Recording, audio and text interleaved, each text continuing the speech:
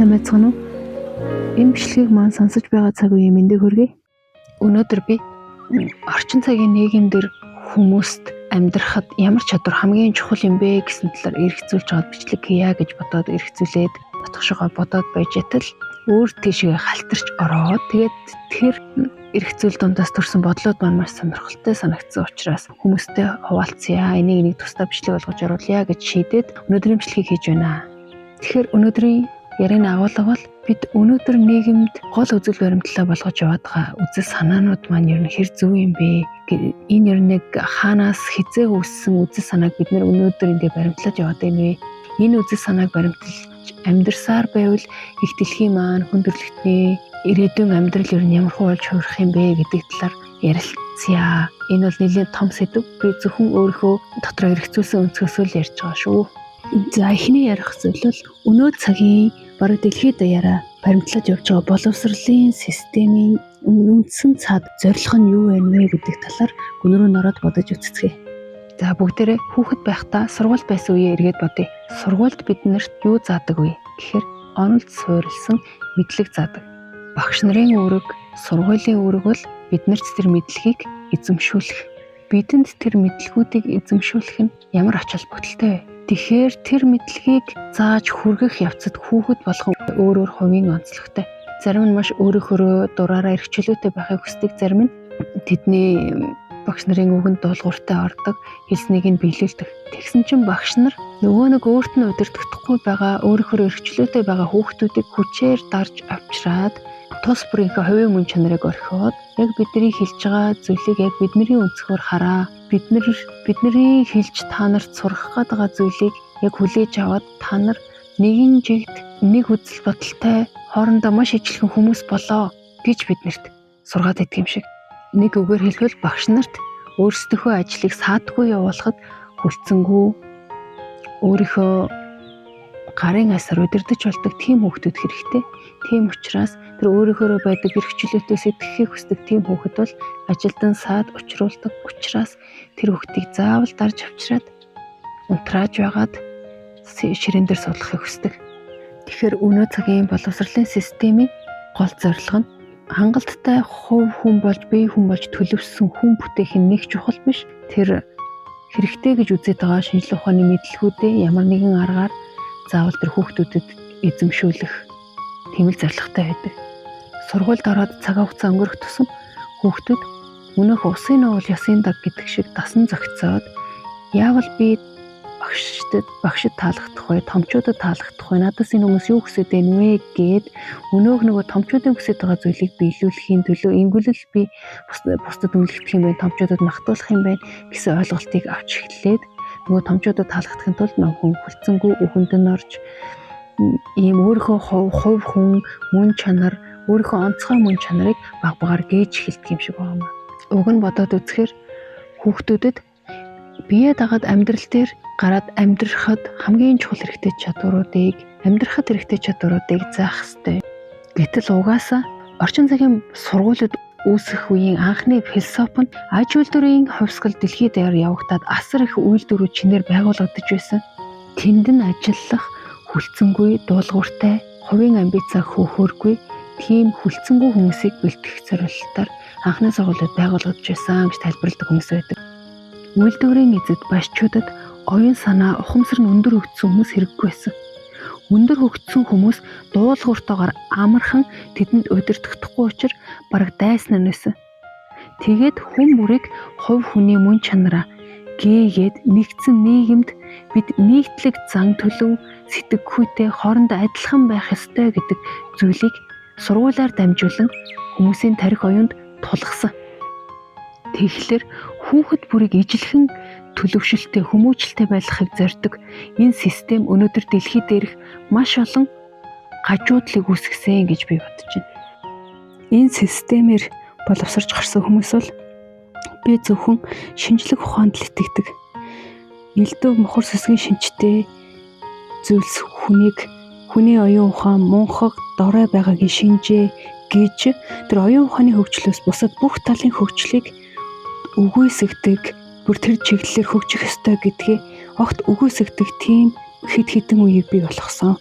Гэвч яг хүн гэдэг чинь арга бэлэг хоёроо хослуулж тэр зүрх сэтгэлийн боловсрал, ухамсарын боловсролоо, оюуны боловсралтойгоо хамт авч явж байгаа цагт хүний хөгжил яг зохистойгоор явагддаг. Хүмүүс зүрх сэтгэлийн боловсролоо орхигдуулснаар зөвхөн оюун ухаанд тархинда удирдуулж явснаар илүү харгас болж инэрэнгүй, нэгүүлсэнгүй чанараасаа улам бүр холдож идэг.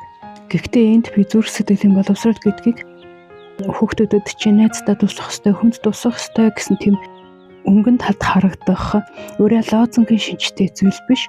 Яг гүн гүнзгий өөрийнхөө дотоод хүнтэй холбогдож энэ байгаль дэлхийн хуулийг өөрийнхөө дотроос нээж олдог тэр чадвартайгаа холбогдохыг хэлж байгаа шүү. Би саяхан Финландын бага сургуулийн тухай нэг нэвтрүүлэг үзсэн. Бага сургуулийн хүүхдүүд нь өдөрт 2 цаг сургууль дээр хичээлдэг. Гэхдээ хичээл дээр нь амьдралд хамгийн хэрэгтэй чадваруудыг задаг. Хоол хийх, хувцас угаах гэх мэт. Тэгээ сургуулийнх нь математикийн багш бид нар хамгийн гол нь ирээдүйд аз жаргалтай амьдрдаг хүнийг л бүтээх зорилготой гэд бүр нүүр бардам инээмсэглээ суужсэн байхгүй. Тэр хавийн орнууд бас дэлхийд аз жаргалын индексээр тэргүүлдэг. Тэгэхээр миний дотор тунгааснаар л тэр улсууд хувь хүний давтагдшгүй мөн чанарыг хүлээн зөвшөөрч хүнийг өөрийнхөө мөн чанараа гээхгүйгээр өөрийнхөө нөөц болцоод бүрэн дайчилж амьдрах боломжийг нь олгосон нийгмийг бүтээж чадсан байна. Өөрөөр хэлбэл боловсролынхоо системээр дамжуулаад хувь хүний давтагдшгүй мөн чанарыг нь байгаа чигээр нь өөрийнхөө мөн чанарыг өөрчлөхгүйгээр өөрийнхөө оршин тогтнох тэр боломжийг нь нээж өгсөн байна. Хүн өөрийнхөө байгаа цагта хамгийн аз жаргалтай байдаг. За тэгвэл тэд яаж ийм орчин цагт өгүүлэгдээд байгаа хүнлэг ийм философиг гаргаж ирээд амьдрал дээр хэрэгжүүлж явж чадаад байна вэ гэдгийг эргцүүлээд бодлоо. За эндээс ярианыхаа 2 дахь хэсэг рүү оръё. Бид яаж явж хагаад хит илүүдсэн хэрэглэг шүтдэг энэ нийгмийг бий болгоцсон юм бэ гэдэг талаар өөрийнхөө бодлыг ярив. За тэгэхээр Финланд болон тэр орчмын улс орнуудын эдийн засаг өнөөдөр хүчтэй, хүмүүс нь баялагтай. Гэхдээ байгаль, хүний хязгаар потенциал гэсэн энэ зүйлүүдийг харьцангуй тэнцвэртэй авч явж болох юм а гэдэг үлгэр загварыг өнөөдөр дэлхийд дахинд харуулж байгаа гэж би дүгнэдэг. За тэгвэл энэ хүмүүсийн цаад үүсэл гарлыг нь бодоод үзэх юм бол түүхэн явцдаа энэ хүмүүс энэ газар нутаг дээр л амьдарсаар ирсэн, одоо ч амьдарсаар байгаа хүмүүс юм байна. Тэдний хувьд өөрсдийнх нь их орон, өөрсдийнх нь газар орон бол өөрсдийнх л байсан. Тийм учраас өөрөмсөг, хайрлаж, хүндэтгсээр ирсэн. За тэгвэл өнөөдрийн миний хэлэх гээд байгаа хамгийн гол санаа руу орж байна. За тэгвэл өнөө цагт ноёлж байгаа нийгмийн гол үнэт зүйлсийг тодорхойлоод байгаа үзэл санаанууд хаанаас гарч ирсэн бэ гэдэг талаар бодоод үзье. Тэгвэл юуны өмнө одоо ноёрхож байгаа үзэл санааг би юу гэж өөртөө тодорхойлсон бэ гэхээр хэтэрхий материалист, байгаль дэлхийн тухай ерөөсөө огт авч хэлэлцээгүй, байгаль дэлхийн нөөц дуустдаг гэдгийг хэдий мэдж байгаа боловч тэрийг ерөөсөө хэрэгсэхгүйгээр өнөөдрөө болгож байвал болоо гэсэн үзэл бодолтойгоор байгаль их дэлхийнхээ нөөцөнд хайр гамгүй хандаж өнөөгийн нөхцөл байдалд хүргэсэн энэ үзэл санааг хэлээд байгаа маа. Тэгээд их дэлхийгээ цөлмөж өнөөдрийнхөө тав тухыг бий болгоно гэсэн ийм үзэл санааг хэлээд байгаа маа. Тэгэхээр энэ үзэл санаа хаанаас гарсан бэ гэхээр та бүхэн мэдчихэл байгаа хэл та. Өнөөдөр дэлхий дээр хамгийн хүчрэг эдийн засагтай улс аль орн бэ гэхээр Америк тий. За тэгвэл тэр газар нутаг дээр амьдарч эхэлсэн цаг үеийн хүмүүсийн тухай бодоод үзье. Португал, Испани, Франц, Англиас ирсэн хүмүүс байсан шүү дээ. За тухайн үед хамгийн хүчрэг байсан саяны нэрэнд дурдгдсан улсуудаас хүмүүс шин твд очсон. Анх очсон тэр хүмүүсийн хувьд бол тэр гайхамшигтай баялаг шин төв бол хүний нутаг байсан. Тэдний хувьд энэ баялаг газар нутаг нь хүний нутаг байсан учраас тэнд амьдарч исэн ард түмнийг хайр найргүй хядаж, тэнд байсан эд баялагыг хайр найргүй зарцуулж ашиглаж эхэлсэн. Бид өнөөдөр байгаль дэлхийгээ шүтэж амьдардаг, их дэлхийнхээ хүсэл жамын дагуу амьдардаг, сүнслэг оршихуйг шүтдэг, анхдагч соёл иргэншлүүдэд устгаагүй байсан бол өнөөдрийн их дэлхийн маань ийм хэцүү хүнд байдалд бүхлийн ирмэгтэр ирэхгүй байх байсан баг. Энэ соёлууд бол их дэлхийнхээ жамын дагуу амьдардаг, их дэлхийдээ хор хүнөл учруулахгүй байхын төлөө амьдардаг байсан гол философитой соёлууд. Гэхдээ яг сул тал нь тэр соёлууд одоогоор хамгийн хүчтэй соёлууд хэвээрээ байсан бол өнөө цагийн бидний хэрэгэлдэг амьдралын тав тух техник технологиуд үүсэхгүй байх байсан л та. За тэгээд өнөөх Европоос ирсэн хүмүүс маань шин твийн газар нутаг дээр байсан Хэдэн мянган жилийн турш бүрлдэж тогтсон их дэлхийг шүтэж амьдардаг гайхамшигтай соёл иргэншлүүдийг мөхөөсөн. Тэр шинэ газар нутгийн баян тансаг байдлыг зоогийн ширээтэй зүрлэх юм бол тэр ширээн дээр нь байсан асар баялаг хоол амттангуудад өөрөмсөг бус хандаж, хайр найргүй хандаж, идэж, хаяж үрэн тараа хийсэн. Хэрэг тэдний өөрхийн гэрийн ширээн дээр тэр хоол өмсөд байсан бол тэгж хайр найргүй хандаж чадахгүй байх байсан. Заримыг нь дараа эдий гэж нөөцлж хадгална, заримыг нь маш удаанаар уурлж цуулж идэнэ. Ямар ч үсэн хүн чинь өөрийнхөө юмд хамаагүй өөрөмсөг сэтгэлээр ханддаг штеп. Гэтэл тэдний хувьд шин твийн юм бүхэн нь өөрсдийнх нь биш хүний юмнууд байсан. Тэрийг өөрсдийг шүү хайрлаж гамнах хүсэл сонирхол тэдэнд байгаагүй. Гэвч харамсалтай нь уг нь бол тэр шинэ газар нутаг хүний нутаг байж болох ч их дэлхий бол хүний дэлхий байгаагүй штэ. Тэд их дэлхийдээ ч гэсэн хүнээр гэж хандаж эхэлсэн. Зөвхөн тэнд байсан хүн ард соёлыг устгах зогсохгүй тэр өргөн удам нутагт хэдэн саяараа бэлчдэг байсан нэг төрлийн өхөр сүргийг дуустал нь хятад тусгасан гэдэг штэ бас. Тэгээд мэдээж тэнд байсан асар баялаг газар нутгийн бүхэл зүйлсийг өөрсдөө ашиглаж байсан учраас эдийн засгийн хувьд шин твд очисон хүмүүс маш хүчрхэг болж чадсан. Тэгээд тэнд дэлхийн хамгийн хүчрхэг эдийн засгууд бий болоод ирэхээр дэлхий дээр хаана хамгийн их хүч чадал байна? Тэр нь бусад улс орнуудынхаа оюун санаа болон амьдралын философи үзэл санаанд хүчтэй нөлөөлж идэг ийм байгалийн бичигдэг байлаадаг штеп. Үүний дагуу тэнд байгаа улс орнуудын, тэнд байгаа хүмүүсийн амьдраад ирсэн энэ хүчрхэг болгосон замыг дэлхийн бусад бүх улс орнууд за энэ замаар явж бид нар ийм ихэд баялагийг амьдралдаа бүтээх ёстой юм байна. Хүн ингэж тав тухай бүрдүүлж болдгийм байна гэд оюун санаагаараа хүлээн зөвшөөрч эхэлсэн. Хүлээн зөвшөөрсөн. Одоо бол их дэлхийн ерөөсөө эдний анх зохиосон философитер тулгуурлаж өнөөгийн нийгмийн амьдрал явагдаж байгаа. Тэгэхээр манай монголчуудын амьдарч эртнээс нааш амьдарч ирсэн байгальд их дэлхийдээ хор гэм өчрүүлэхгүйгээр уул мөргөөгөр амьдардаг тэр философийн яг эсрэг энэ их байгаль дэлхийдээ холбоотой энэ их байгаль дэлхийдээ энерги гэрчмээр холбогддог гэсэн талыг нь ерөөсө огт бүгдийг нь өвөөсгөж харийн эзлэн төрөмгийлэгч шиг хандаж эхэлсэн энэ философи өнөөдөр их дэлхийд ноёлж байна.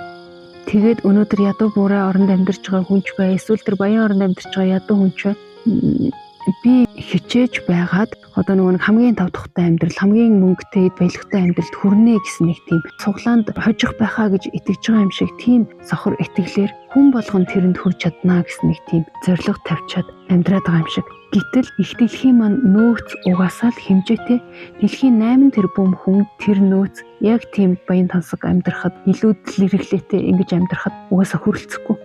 Бид ирээдүйд хүссэн хүсээгүй их дэлхийн маань нөөц шахагдаад ирэхээр буцаад энгийн байгаллаа шүтсэн хэм маягийн амьдралдаа буцаад орох байхаа, буцаад шилжих байхаа гэж боддөг.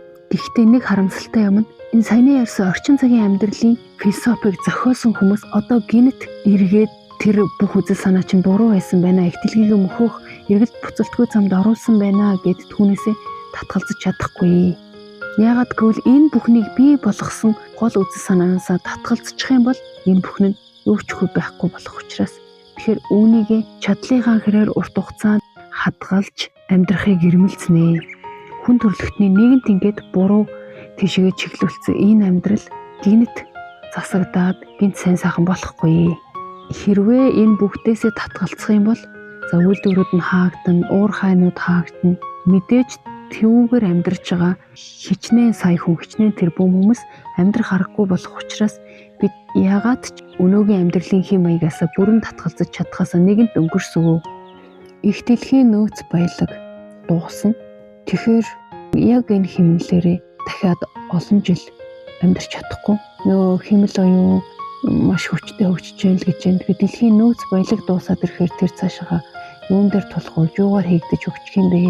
Тэгэхээр энэ одоогийн техник технологийн хөгжил яг энэ хөгжлийн загвар бол урт настай зүйл биш ээ. Эцсийн үеэд хүссэн хүсээгүй бидний амьдралыг энэ хэмнэлээрээ өрнөх боломжгүй болоод ирэхээр хүссэн хүсээгүй хүмүүс буцаад энгийн амьдардаг, хэд хэрэглээ өөхөө болдог болох хаа. Гэхдээ би ийм гутран үзэлтэй байгаад ахыг хүсдэггүй. Тийм учраас хүн төрөлхтөний хийж бүтээх чадварт хязгааргүй. Учраас би биендээ ээлтэйгээр дасан зохицож урт удаан хугацаанд амьдрах шинэ арга замыг нээж олох байхаа гэж найддаг. Өөрийнхөө санааг чадан ядан ойлгохыг хичээлээ. Энэ яриаг маань сонссон хүмүүстээ баярлалаа. Сувгийг маань дэмжиж лайк, subscribe дарсан хүмүүстээ маш их баярлалаа. Дараагийн бичлэгээр уулзтлаа. Түр баяртай.